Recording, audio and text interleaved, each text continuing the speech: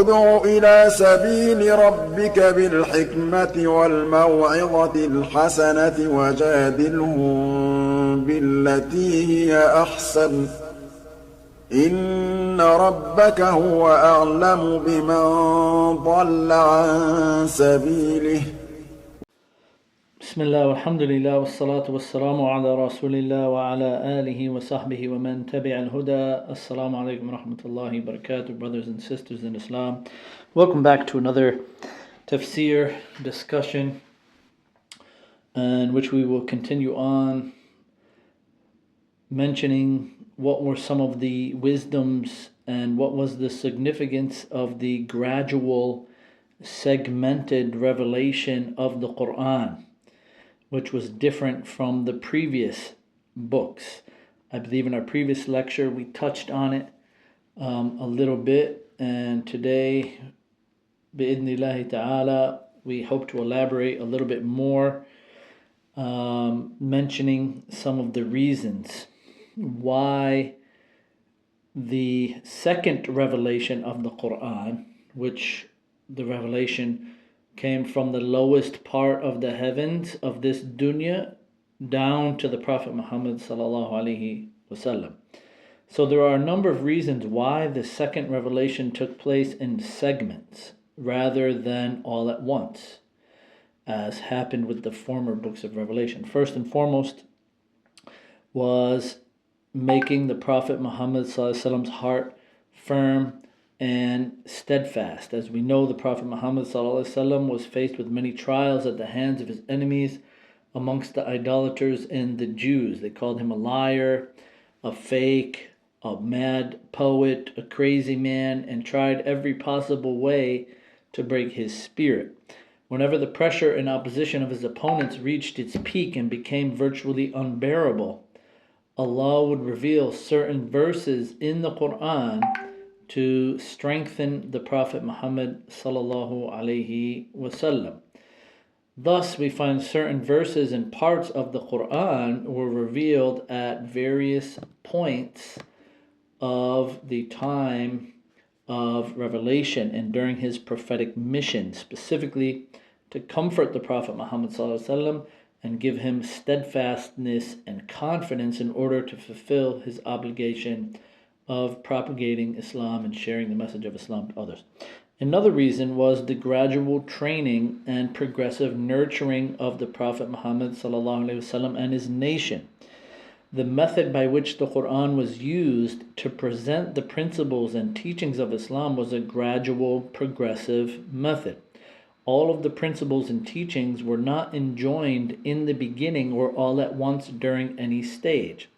The early surahs of the Qur'an, which are called Meccan surahs or verses, were mostly focused around treating the biggest problem the people had with the worship of Allah and His oneness, which is called shirk, or associating partners with Allah. And this is what we plan on explaining in order of revelation in this book of Tafsir. We want to go through the Meccan surahs first and then later on through the Medini surahs. So the Meccan surahs focused on inviting people to believe in and worship Allah alone, to believe in the Prophet Muhammad sallallahu alaihi wasallam, whom all of the people of Mecca knew, and they witnessed to his honesty, his trustworthiness. Also, these surahs focused on mentioning the day of resurrection, stories of the previous nations and prophets, paradise and hellfire, while at the same time addressing and rebuking the false claims of the polytheists. So the main themes of the Meccan surahs were basically Tawheed and belief in the day of resurrection and the day of judgment.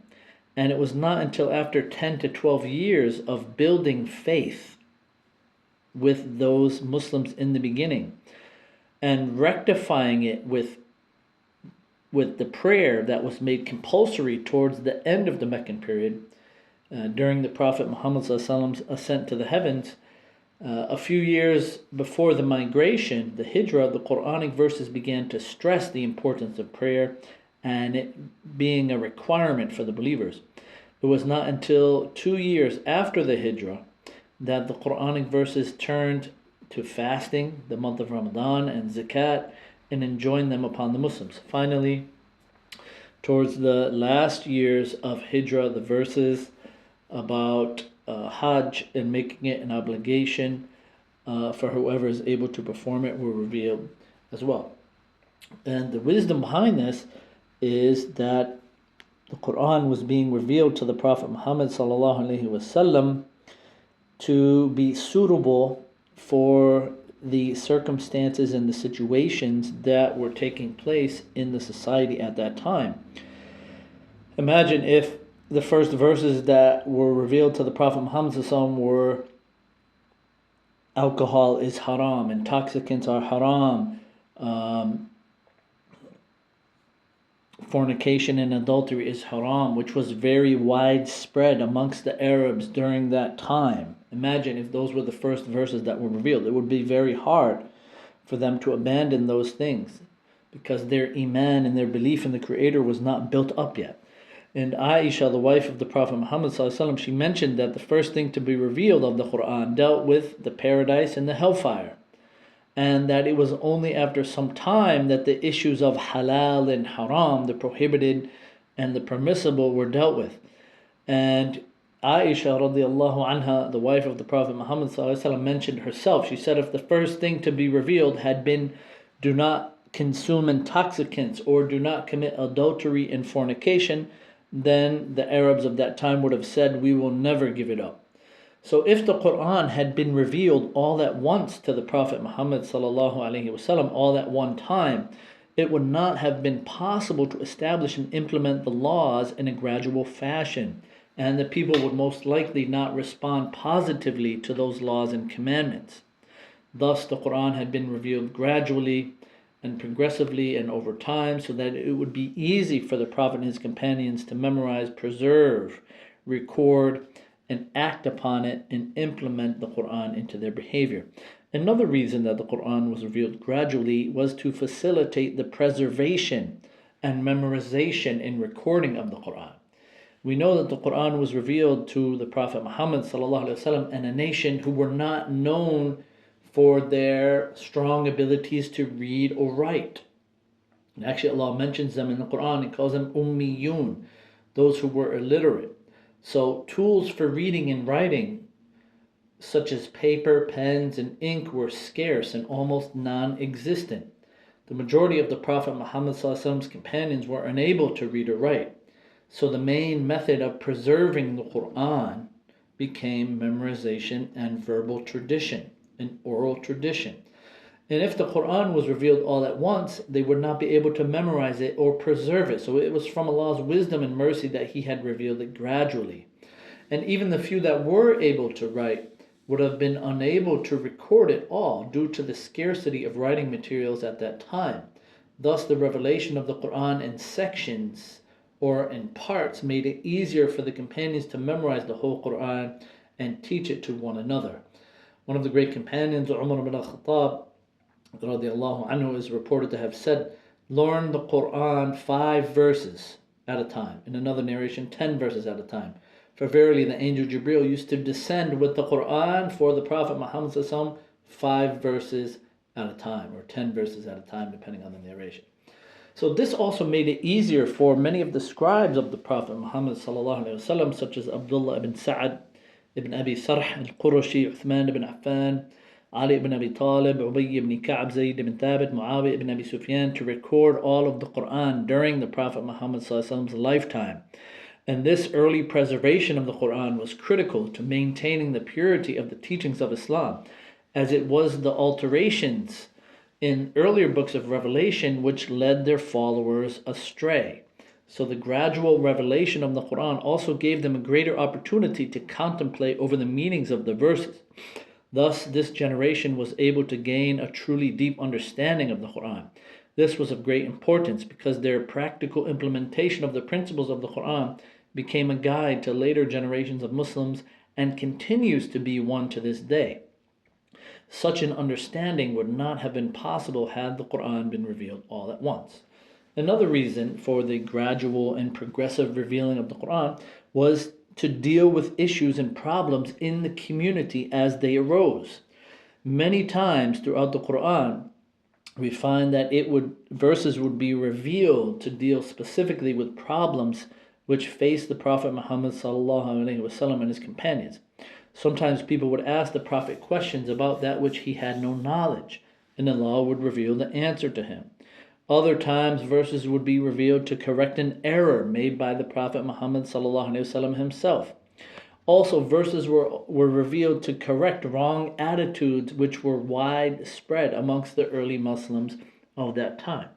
Other times we find verses were revealed to expose the plots and plans of the hypocrites, the munafiqeen, and the enemies of Islam and the enemies of the Prophet Muhammad ﷺ and the companions. And we can find many examples of these in the books of Asbab al-Nuzul, the reasons and causes of revelation of certain verses. Also, another reason for the gradual revelation or the gradual dissension of the Quran is its miraculous nature and challenge to mankind, at-tahaddi. So the Quran is not only unique in the way in which it presents its subject matter, but it is also unique in that it is a miracle itself. And by the term miracle, what do we mean by that? We mean the performance of a supernatural or extraordinary event which cannot be duplicated by humans. It has been documented that Allah challenged the Arabs to produce a literary work of similar caliber as the Quran, but they were unable to do so in spite of their well-known eloquence and literary prowess. And to make the challenge even greater and to show that it was directly from Allah and not from anyone authored, not even the Prophet Muhammad ﷺ, Allah sent it to the illiterate Prophet Muhammad ﷺ, who didn't know how to read and didn't know how to write. And the challenge to reproduce the Quran was presented to the Arabs and mankind in 3 stages, as Allah mentions in many verses in the Quran. Some of the other miracles found in the Quran is its mention about nations of the past and their fate and how Allah dealt with them.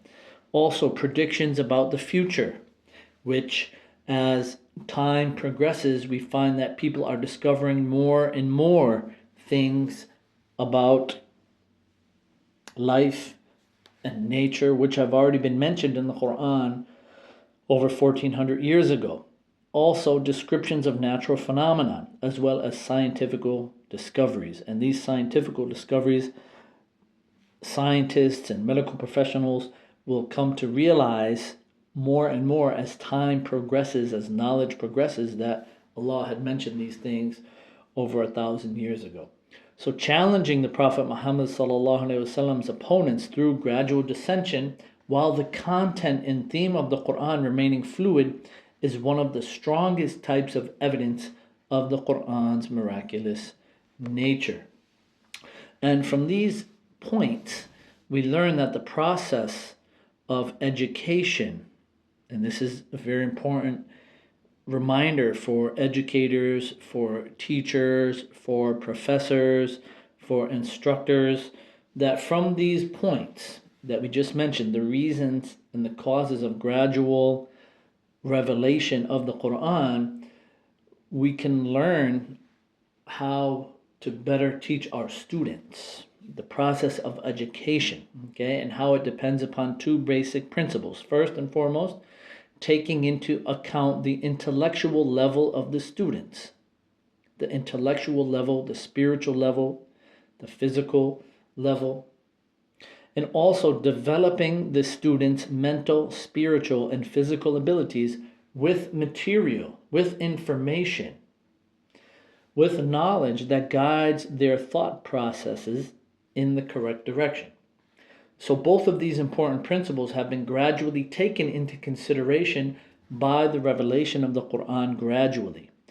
Gradation of legislation took into account the level of the Muslim community during its various stages of development, from the beginning all the way up until the end stage of the Prophet Muhammad ﷺ returning back to Allah Azza wa Jal.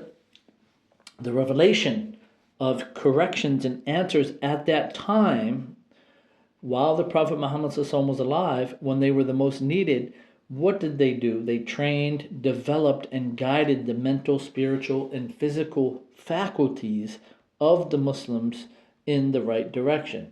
So the question that naturally arises here is why the earlier books of Revelation were revealed all at one time as a whole. And the answer to this question lies in the role of the earlier books and the history of prophethood. The earlier books were sent for short periods in human history and were directed to specific nations or tribes. They contained principles which were not time or situation oriented and could be revealed all at once, at the beginning of a mission or at any point during it. It should also be noted that the earlier books were not in themselves miracles, whereas in the case of the last prophet, the Prophet Muhammad ﷺ, it was the major miracle given to him. Also, the earlier prophets were both preceded and followed by other prophets. So each prophet in his book represented a segment of the overall revelation. Thus, the gradation in legislation took place from prophet to prophet to prophet to messenger, from messenger to prophet.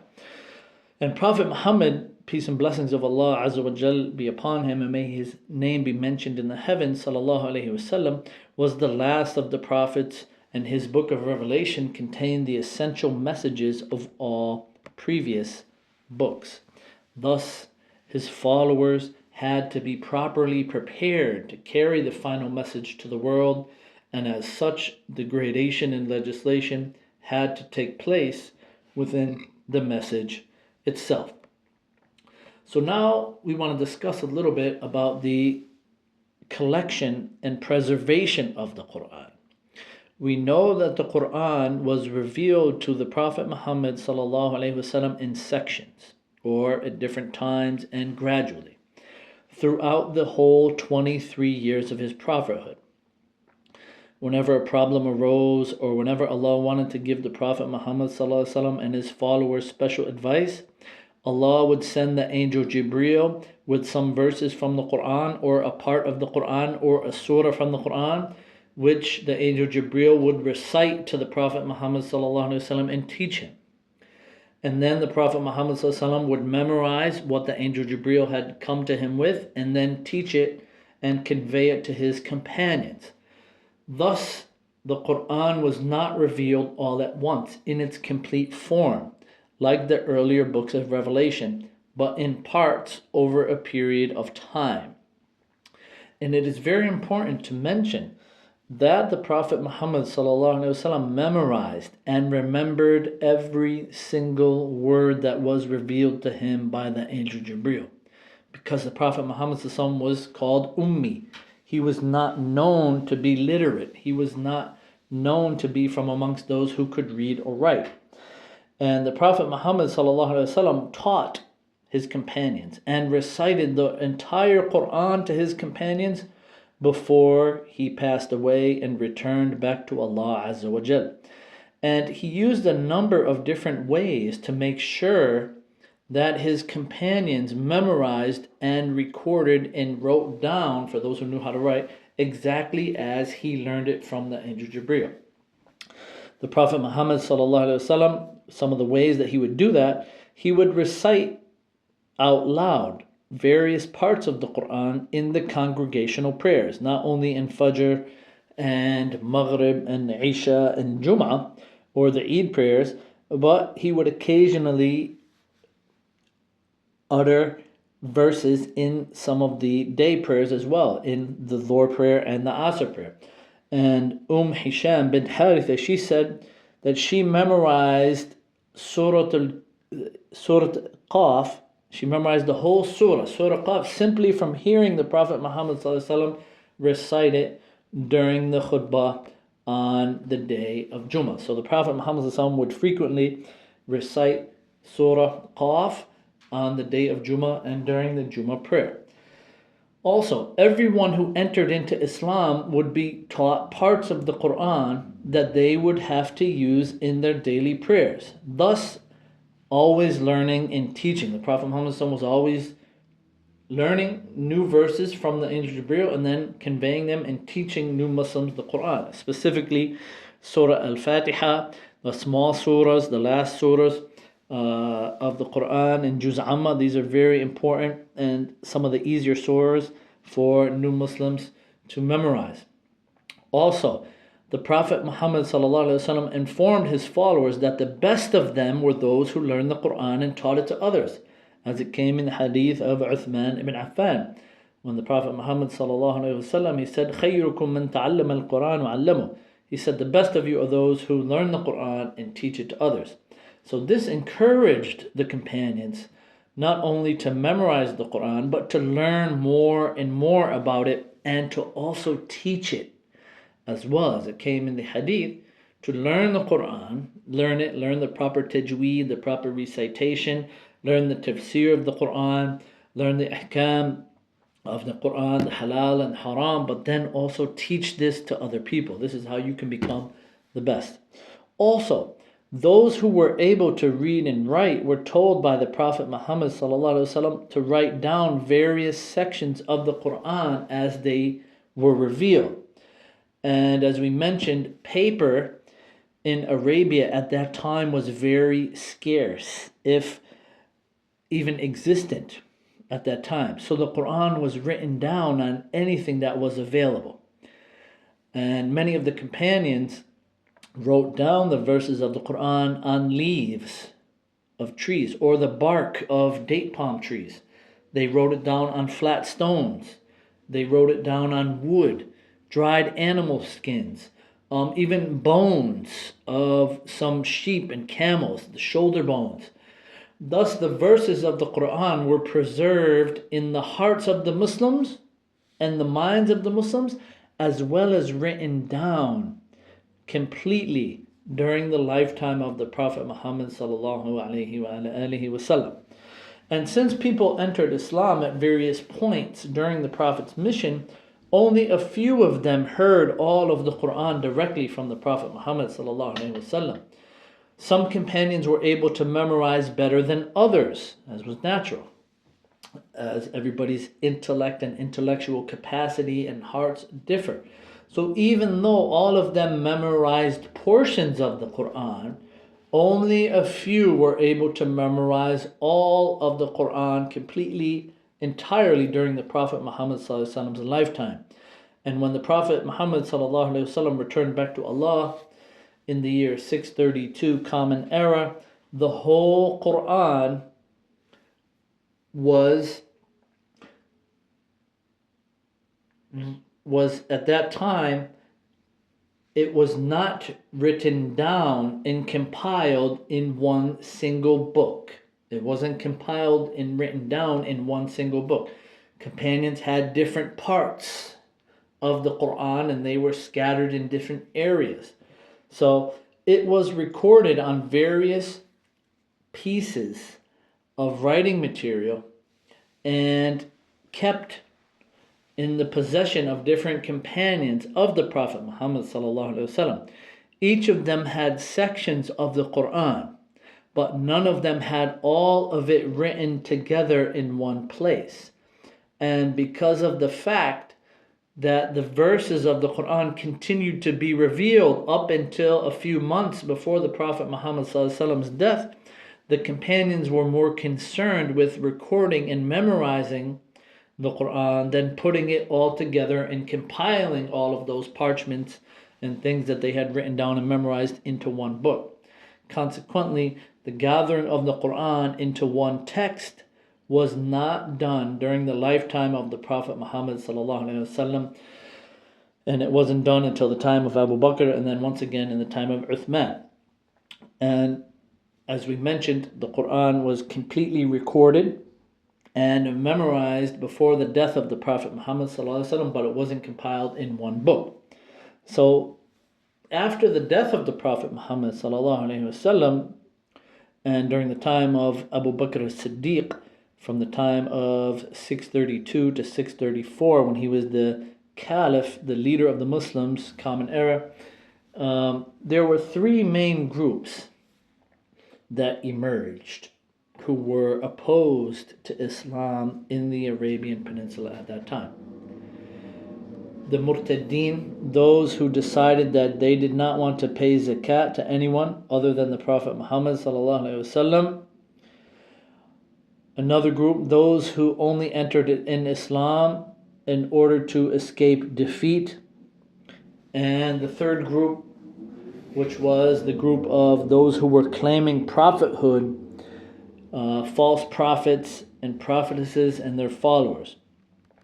So the true Muslims, under the leadership of Abu Bakr, were forced to fight these three groups in order to keep Islam strong and establish it throughout the Arabian Peninsula. And throughout these battles, known as the battles of Ridda or apostasy wars, many of those who had memorized large portions of the Quran were killed during jihad and fighting for the sake of Allah.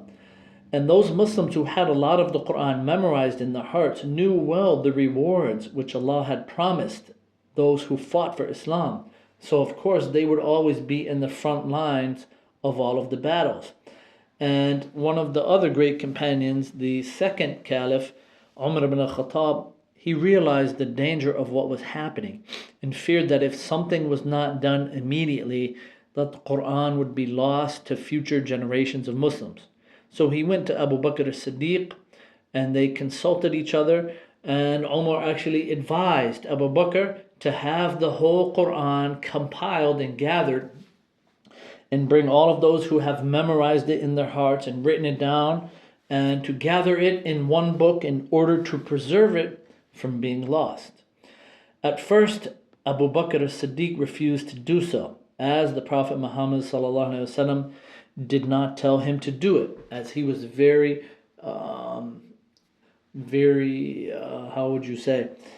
very strong in following the Prophet Muhammad sallallahu alaihi wasallam, imitating him and following his orders.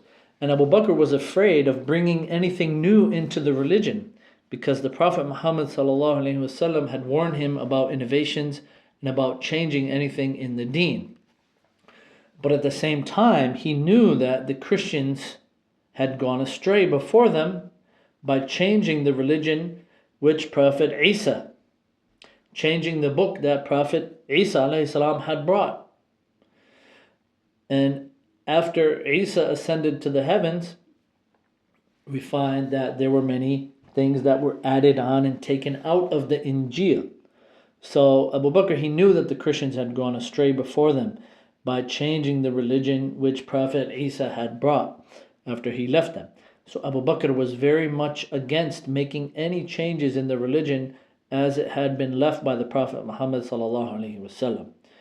However, after more consultation and pondering and reflecting and thinking it over, he came to realize that Omar's advice was correct and that it was not really a change in the religion. The Prophet Muhammad ﷺ had ordered them to write down various verses and chapters of the Quran while it was being revealed in order to help record it and preserve it. Compiling all of what was written into one complete book was then only the compilation of what the Prophet Muhammad ﷺ had begun initially. So, Abu Bakr as-Siddiq, what did he do? He asked Zayd ibn Thabit, one of the great companions, who was also one of the scribes of the Prophet Muhammad ﷺ, to be in charge of the collecting and writing down of the whole Quran. Initially, Zayd ibn Thabit, he refused to do it for the same reasons Abu Bakr refused. But after some time, he also came to realize that it was the correct and right thing to do. And Zayd ibn Thabit, why was he chosen for this task? He was chosen for this task because, number one, he was one of the best reciters of the Quran. Number two, he was one of the few who had memorized the whole Quran during the lifetime of the Prophet Muhammad sallallahu alaihi wasallam. Number three, he was one of those whom the Prophet Muhammad sallallahu alaihi wasallam asked specifically to write down the Quran.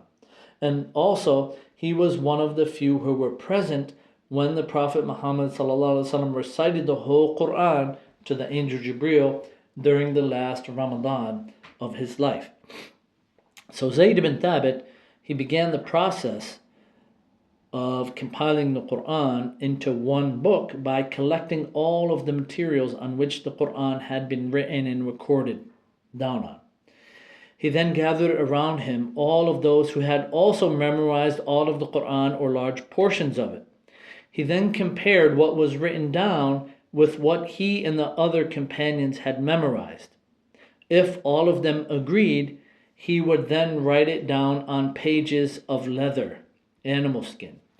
In this way, the whole Quran was written down during the reign of the first caliph. And on its completion, Zayd ibn Thabit turned it over to Abu Bakr as-Siddiq, who kept it until his death 2 years after he had become the caliph. And just before his death, Abu Bakr as-Siddiq turned over the Quran to Umar ibn Khattab, who he had chosen to be the second caliph. Umar ibn Khattab kept his copy of the Quran with him until his death 10 years later, who he died at the hand of an assassin named Abu Lu'lu al-Majusi. And then the Quran was turned over to Umar's daughter Hafsa, who was one of the Prophet Muhammad's widows. And Hafsa radiallahu anha kept the Quran in her house in Al-Medina, and she made it available to anyone who wanted to make copies from it or check the accuracy of what they had memorized. So what were some distinguishing features of the compilation of the Quran, or the putting together of the Quran during Abu Bakr's caliphate? One of the features was they were written and compiled using the most accurate, precise, and safe measures of verification and preservation. Secondly, the verses of each surah were organized. As for the surahs and their order, then there is difference of opinion amongst the scholars. The strongest opinion being that the arrangement of the surahs in the Quran was decided by the companions of the Prophet Muhammad sallallahu alaihi wasallam, and Allah knows best. Also, it was in agreement with the final presentation of the whole Quran that the Prophet Muhammad sallallahu alaihi wasallam read with the angel Jibreel before his death. Also, it was compiled without the verses that their recitations were abrogated, and people's personal commentary and notes. Also, it was comprised all 7 of the recitations, the qira'at. And lastly, the whole Muslim nation at that time were completely satisfied and pleased with the choice to compile it. So there was ijma', there was consensus. Many of the major companions praised Abu Bakr as-Siddiq for making the decision to do so and compile the Quran that was previously memorized in the hearts and on parchments, to compile it into one book, such as Ali ibn Abi Talib, who was reported to have said, "The person with the most reward related to the Mus'haf is Abu Bakr, the first one to compile it together." And Abu Dawood mentioned this narration in his book Al-Musahif with a fair chain of narration. So hopefully today's discussion about the compilation of the Quran, the history of the compilation of the Quran, the reasons for the gradual revelation of the Quran was beneficial for all of you. And in our upcoming lecture, we're going to discuss the compilation of the Quran during the time of Uthman ibn Affan radiyallahu anhu wa an as-sahabati ajma'in. So until next time, assalamu alaikum rahmatullahi wa barakatuh.